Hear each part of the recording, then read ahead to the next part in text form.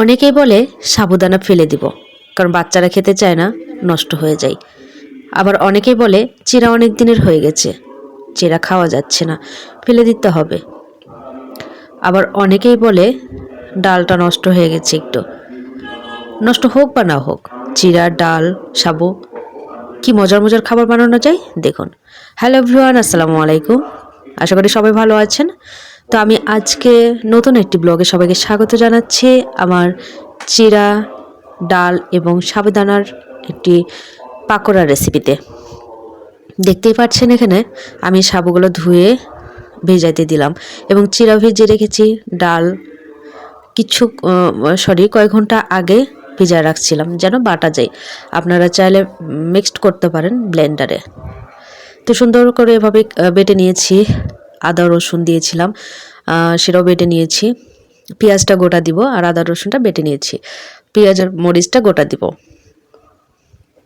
দেখতেই পাচ্ছেন এখানে লবণ হলুদ, হালকা একটু হলুদ দিয়েছি কালার হওয়ার জন্য, আর জিরা ধনিয়া এবং সাবুদানাটা এখন দিয়ে দিব। দেওয়ার পরে দেখুন, দেওয়ার পরে আমি একটু ধনিয়া পাতা দিব। আপনারা চাইলে নাও দিতে পারেন। আমি ধনিয়া পাতা দিয়ে সব কিছু দিয়ে একবার সুন্দর করে মেখে নিব।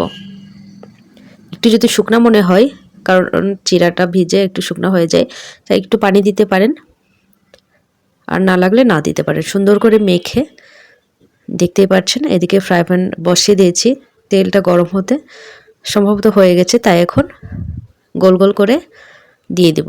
আপনারা চাইলে আপনাদের ইচ্ছে মতো শেপ করে দিতে পারেন। যেহেতু এটা পাকোড়া বলে বা বড়া বলে, সেহেতু এভাবে দেই সবাই, তাই আমিও দিলাম। চাইলে আপনারা ডুবো তেলে ভাজতে পারেন, তবে আমি কম তেলে ভেজেছি। কম তেলেই ভাজা যায়, যেহেতু আমি বল বানাচ্ছি না, বড়া বানাচ্ছি, তাই আমি অল্প তেল দিয়ে ভাজছি। দেখুন সাবুদানাটা অনেকটাই নরম হয়েছে। এক পিঠ হয়ে গেলে আরেক পিঠ উল্টে দিব সুন্দর করে। একটু বড় বড় মোটা মোটা করেছি যেন দেখতে ভালো লাগে এবং খেতেও ভালো লাগে। অনেকে ছোট করে বানাতে পারেন, কিন্তু আমি বড় করে বানিয়েছি।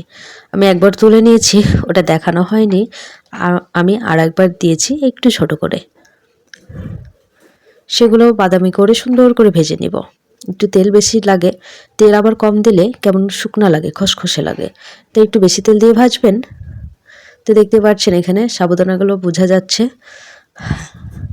কি সুন্দর হয়েছে, তাই না? খেতেও অনেক মজা হয়েছিল। যারা ছোট মাছ খায় না, তারা এই সাবুর বদলে বা এখানে ছোট মাছও অ্যাড করতে পারে। তো অনেক মজা হয়েছে এবং কেমন হয়েছে জানাবেন আপনাদের কাছে কেমন লাগলো। আর এখানে আমার আম্মু হাতে কাটা সেমাইয়ের ক্ষীর দিয়ে পাঠিয়েছিল, তাই খেলাম। আল্লাহ হাফেজ।